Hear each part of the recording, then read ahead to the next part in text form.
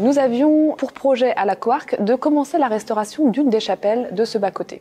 Et donc sur les parois de cette chapelle, vous verrez des peintures d'Alexandre Hess, donc des peintures qui sont réalisées à même le mur, à l'huile et à la cire, avec les grands épisodes de la vie de la Sainte. Nous avons été approchés donc par la Fondation Avenir du Patrimoine, puisqu'un mécène souhaitait en particulier restaurer la chapelle Sainte-Geneviève. Et le résultat est spectaculaire.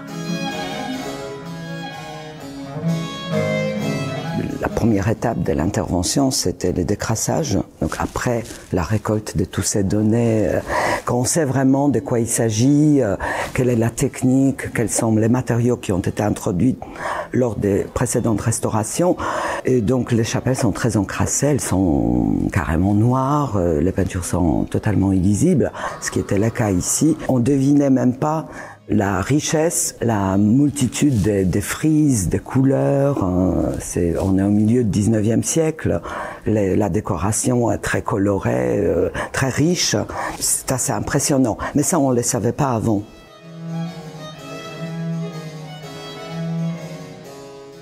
Alors, la ville de Paris, elle est la première contributrice pour l'ensemble des opérations qui sont conduites au sein du patrimoine dont elle est aujourd'hui propriétaire.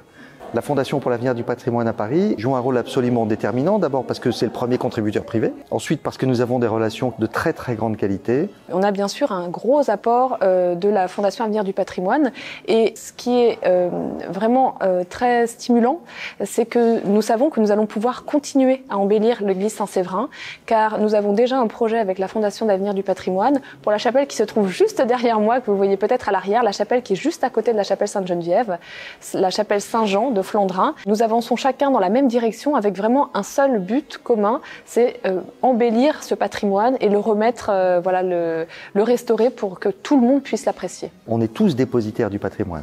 La ville représente et a la responsabilité qui est assez écrasante parce que c'est un patrimoine qui est considérable et qui est compliqué à entretenir. Mais c'est une responsabilité qui doit être partagée avec l'ensemble des amoureux du patrimoine.